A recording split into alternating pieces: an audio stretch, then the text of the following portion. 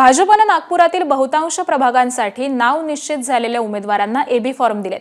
अनेक ठिकाणी भाजपने अनेक वर्ष निवडून आलेल्या वरिष्ठ नगरसेवकांपैकी तुलनेने तरुण आणि उच्च शिक्षित उमेदवारांना संधी दिलेली आहे। प्रभाग 24 मध्ये भाजपने अवघ्या 24 वर्षांच्या दुर्गेश्वरी कोसेकर या सिव्हिल इंजिनियरला उमेदवारी देऊन सर्वांना आश्चर्याचा धक्का दिलाय। दुर्गेश्वरी नागपूरमध्ये भाजपचे सर्वात कमी वयाची उमेदवार आहे, तर प्रभाग क्रमांक 36 मधून MBA केलेल्या निधी तेलगोटे या उच्च शिक्षित तरुणीला देखील पक्षाने संधी दिलेली आहे।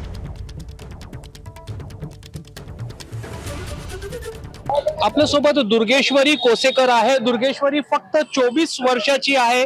अभियांत्रिकीचा अभ्यासक्रम तिने पूर्ण केला आणि तिला नागपूरच्या प्रभाग 24 मधून भाजपने उमेदवारी दिलेली आहे। पहिल्यांदाच तिने उमेदवारी मागितली होती आणि पक्षाने तिला उमेदवारी दिली है। दुर्गेश्वरी, कभी सोचा था कि भाजपा जैसी पार्टी से आपको वो टिकट मिल सकती है? क्या हुआ पूरा? नहीं, कभी मैंने सोचा भी नहीं था, बट लक ने साथ दिया। मैंने पहली बार फॉर्म भरा है, ठीक है, अभी मिला है तो आगे कार्य करना है, लोगों की सेवा करनी है। अभी राजनीति में क्यों? ठीक है, सोचा मैंने बहुत सोचा इसके लिए, बट ठीक है, अभी सेवा करने का मौका मिल रहा है तो मैं करूंगी, पीछे नहीं हटूंगी। भाजपा की इस बार टिकट पाने के लिए, दावेदारी पाने के लिए बहुत भीड़ है। करीब 3000 से ज्यादा लोगों ने इंटरव्यूज दिए। बहुत सैकड़ों की संख्या में हर वार्ड में नाम सामने आए थे। आपको कैसे मिल गई टिकट?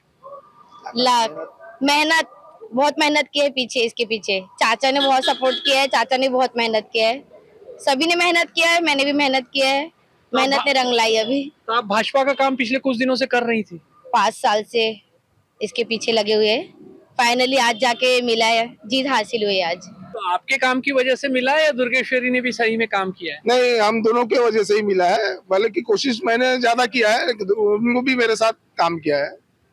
पत्रक बांटने से लेके सब करते हैं हम पूरा काम। अनेक जे जुने नगरसेवक आहेत त्यांना उमेदवारी दिली जात नाहीये आणि नवीन जे तरुण आहेत त्यांना उमेदवारी दिली जाते आणि दुर्गेश्वरी त्याचाच एक उदाहरण आहे। कॅमेरामॅन अतुल हिरडेसह रजत वशिष्ठ, एबीपी माझा, नागपूर।